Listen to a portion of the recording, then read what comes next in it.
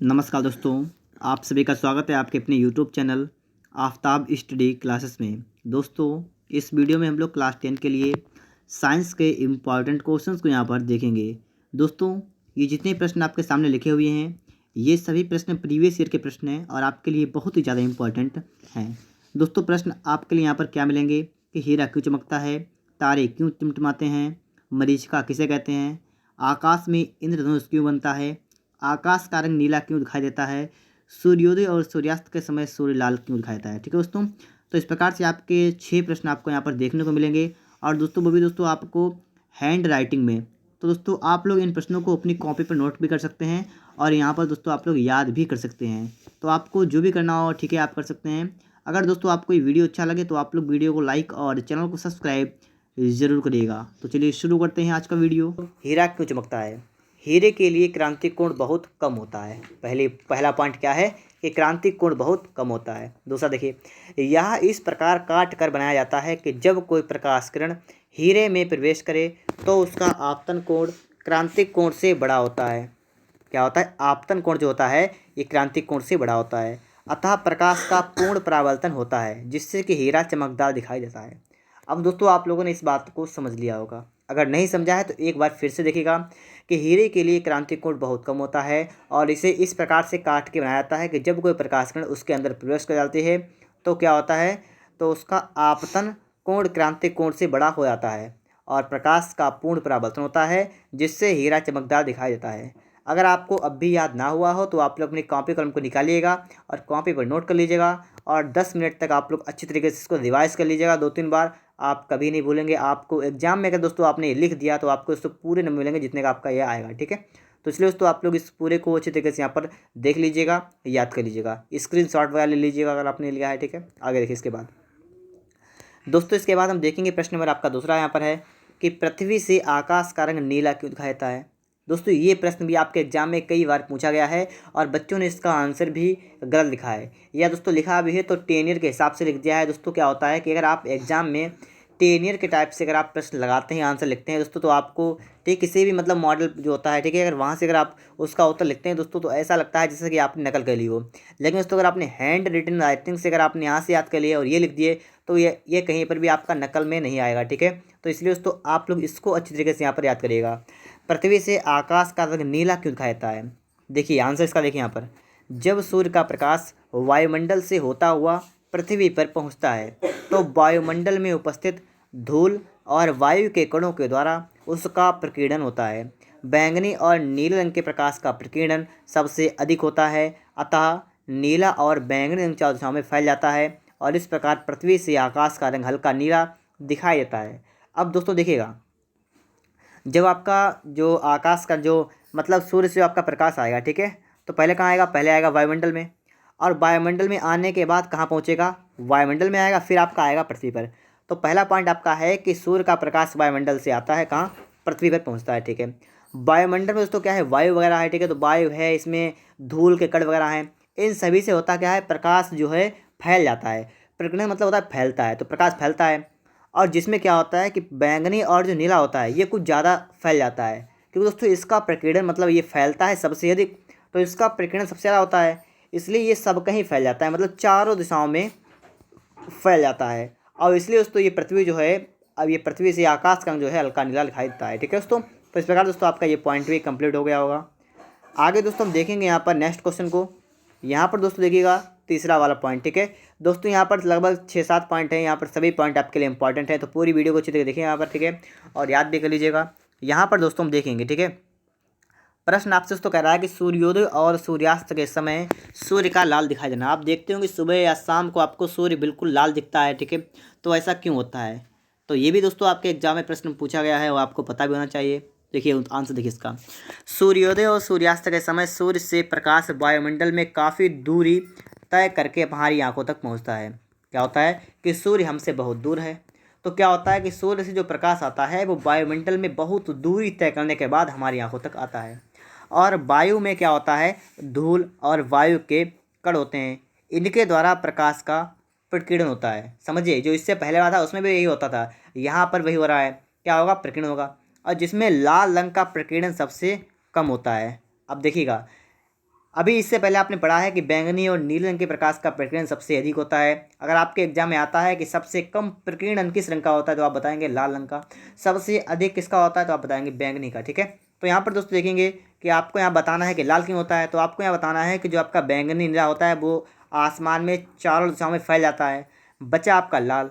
लाल का प्रकीर्णन सबसे कम होता है, मतलब लाल फैलता ही नहीं है। तो इसलिए दोस्तों आप देखते होंगे बस वगैरह होती हैं जिनमें दोस्तों हेडलाइट वगैरह लगी होती हैं, वो लाल रंग की होती हैं। क्यों? क्योंकि दोस्तों वो दूर से पता लग जाए कि हाँ आगे कोई वाहन जा रहा है, इसके लिए होती हैं।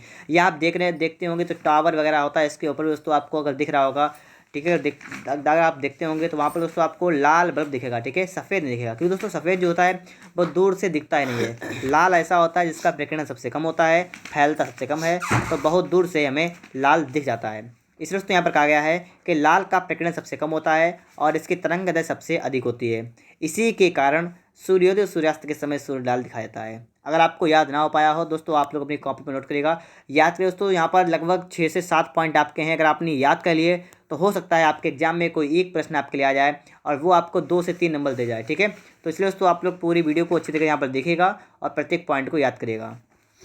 देखिए दोस्तों, इसके बाद प्रश्न नंबर आपके लिए आ चुका है। अगला नंबर है, आपसे कह रहा है कि रेगिस्तान में होने वाली मरीचिका घटना को समझाइए। देखिए मरीचिका क्या होती है, आपको बताया भी क्या होगा। या दोस्तों आप देखिए, जैसे मान लीजिए आप सफ़र कर रहे हैं, ठीक है, आप कहीं से भी कहीं जा रहे हैं, ठीक है, दोपहर का समय है, तो आप देखते होंगे आप बस में बैठे होते हैं तो आप आगे देखते हैं रोड को, तो रोड पे ऐसा लगता है थोड़ी दूर पर कि पानी वगैरह भरा हुआ हो, ठीक है, ऐसा प्रतीत होता है।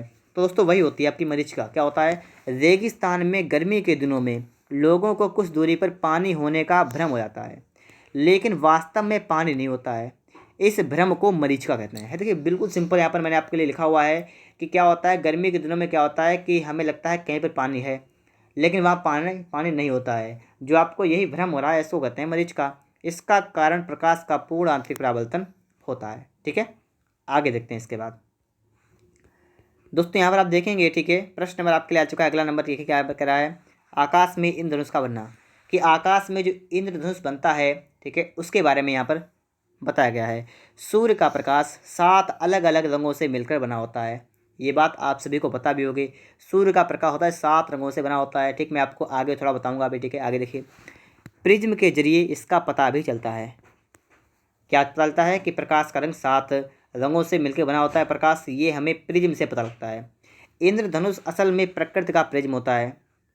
किसका होता है, प्रकृति, नेचुरल होता है। ठीक है, अब बारिश या भाप के धूप के संपर्क में आने पर पानी की छोटी छोटी बूंदें पारदर्शी प्रिज्म का काम करने लगती हैं जब बारिश होती है। और दोस्तों एक बात, पॉइंट वाली बात आप याद रखिएगा कि अगर मान लीजिए कि आपका इंद्रधनुष जो है, इंद्रधनुष ये उत्तर साइड में है, तो आप समझ लीजिएगा कि सूरज जो है आपका वो उसके विपरीत होगा। ठीक है, ठीक है, ये बात आपको पता होनी चाहिए कि जिस तरफ सूर्य होता है दोस्तों उसके विपरीत आपका इंद्रधनुष दिखाई देता है। यहाँ पर आपसे कहा गया है इंद्रधनुष क्या होता है, एक प्रिज्म होता है। और जब बारिश या भाप की बूंद जो होती हैं, ये जब क्या होती हैं कि लिखा हुआ है पारदर्शी प्रिज्म का काम करती हैं, और सूर्य का प्रकाश उनसे गुजरते हुए 7 अलग अलग रंगों में टूट जाता है और हमें इंद्रधनुष दिखाई पड़ता है। दोस्तों इस प्रकार से आपका ये पॉइंट अगर आपको याद ना हुआ हो तो आप अपनी कॉपी पर नोट करिएगा। दोस्तों इस प्रकार से आपके लिए 5-6 पॉइंट यहाँ पर कंप्लीट हुए हैं। ठीक है, इसके बाद दोस्तों देखेंगे हम लोग नेक्स्ट को। देखें यहाँ पर दोस्तों हम देखेंगे अगला पॉइंट क्या लग रहा है, पृथ्वी के वायुमंडल में वायु की अलग अलग परतें होती हैं। ये दोस्तों हमारा प्रश्न यहाँ से देखिए, प्रश्न क्या लिखा हुआ है, तारे क्यों टिमटिमाते हैं। ठीक है, ये भी प्रश्न आपके एग्जाम पूछा गया है कि तारे क्यों टिमटिमाते हैं। नहीं पता है बच्चों को, लेकिन आपको पता होना चाहिए, तो यहाँ पर समझिएगा आप लोग। ठीक है, पृथ्वी के वायुमंडल में वायु की अलग अलग परतें होती हैं। आपको पता है वायुमंडल देखिए, क्षोभ मंडल, ठीक है, इस प्रकार से आपके समताप मंडल, आयन मंडल, ठीक है, तो इस प्रकार निरीह परतें होती हैं, बहुत ढेर सारी परतें होती हैं। इन परतों का तापमान क्या होता है, अलग अलग होता है। बिल्कुल राइट है। ठीक है, जब तारों से प्रकाश की किरणें चलकर वायुमंडल को पार करती हैं, क्या होता है कि जब क्या है यहाँ पर दोस्तों लिखा हुआ है, सबसे पहले क्या लिखा हुआ है कि सबसे पहले आपसे बताया गया है कि वायुमंडल में अलग अलग परतें होती हैं, और जब परतों से ऊपर से जो अलग अलग परतों में तापमान अलग अलग होता है, और तारों से प्रकाश की किरणें चलकर क्या होता है, वायुमंडल, पृथ्वी के वायुमंडल को पार करती हैं, तो तापमान के अंतर के कारण, धूल के कणों के कारण इनका विवर्तन होता है। समझिए बात को। तो जो तारों से आपका प्रकाश आ रहा है, उस प्रकाश का पृथ्वी के वायुमंडल को पार करते हैं, तो क्या होता है कि तापमान में अंतर होता है और धूल के कण होते हैं। इन दोनों चीज़ों के कारण इसका क्या होता है, विवर्तन होता है, और विवर्तन के कारण दोस्तों क्या होता है, तारे हमें टिमटिमाते हुए प्रतीत होते हैं। ठीक है, दोस्तों इस प्रकार से आपके लगभग 5 से 6 पॉइंट लगभग थे आपके, वो कंप्लीट हो गए हैं। अगर दोस्तों आपने अभी तक वीडियो को लाइक नहीं किया है तो प्लीज़ आप लोग वीडियो को लाइक और चैनल को सब्सक्राइब भी करिएगा। अब दोस्तों यहाँ पर हम थोड़ी सी इंपॉर्टेंट बातें यहाँ पर देख लेते हैं, ठीक है। जैसे आपने यहाँ पर पढ़ा हुआ है कि प्रकीर्णन आपके सामने आया था, ठीक है, कि प्रकीर्णन क्या होता है।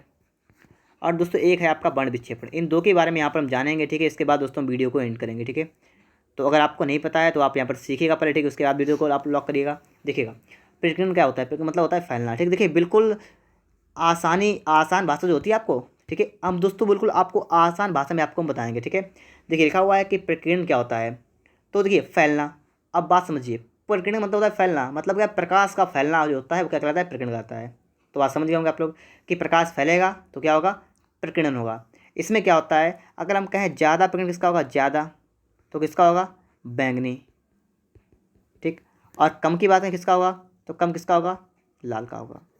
अब देखिए आप समझिए, विवग्योर होता है, ठीक है, क्या होता है, विवग्योर, VIV और GYOR, ठीक है। इस प्रकार से आपका होता है, जब सूर्य का प्रकाश जो होता है प्रिज्म से गुजरता है तो क्या होता है, वो अपने रंगों में विभक्त होता है। इसको कहते हैं वर्ण विक्षेपण। किसको कहते हैं, कि सूर्य का प्रकाश है, उसके आगे रखा प्रिज्म, तो प्रिज्म से निकलेगा तो क्या होगा, यहाँ पर प्रकाश जो होगा वो अपने रंगों में फैल जाएगा, विभक्त हो जाएगा। इसको क्या कहते हैं, वर्ण विक्षेपण। उसमें क्या होता है, 7 रंग होते हैं। R का मतलब रेड, मतलब लाल। O का मतलब ऑरेंज, मतलब नारंगी। YLO पीला। G से ग्रीन हरा, ठीक है। B से ब्लू नीला, इंडिगो मतलब, ठीक है। और यहाँ पर V से क्या होगा, वायलेट, ठीक है। तो बैंगनी हो गया, ठीक दोस्तों। इस प्रकार से आपके 7 रंग यहाँ पर होते हैं। अगर आपसे कहा जाए सबसे ज़्यादा प्रकीर्णन किसका होता है, तो होता किसका, बैंगनी का। और सबसे कम किसका होता है, तो होता है लाल का। आपसे कहा जाए प्रिज्म के, जब कोई सूर्य का प्रकाश प्रिज्म से गुजरता है तो क्या होता है, तो आपसे कहा जाएगा प्रिज्म के आधार से दूरस्थ कौन सा रंग होता है, तो दूरस्थ कौन सा होता है, ठीक है। तो वहाँ पर दोस्तों आप देखेंगे तो आपका क्या मिलेगा, आपको मतलब V मिलेगा, ठीक है। दोस्तों इस प्रकार से आपका होता है, ठीक है। पॉइंट वगैरह यहाँ पर जो लिखे हुए हैं आपने दोस्तों यहाँ पर समझ लिया होगा। अगर आपको वीडियो अच्छा लगा है तो लाइक कर दीजिएगा और चैनल को सब्सक्राइब भी करिएगा। और दोस्तों अगर आपको इसी प्रकार के और भी प्रश्न चाहिए दोस्तों तो आपको इस वीडियो को डिस्क्रिप्शन बॉक्स में आपको उसका लिंक मिलेगा, वहाँ से दोस्तों आप लोग और वीडियो भी देख सकते हैं।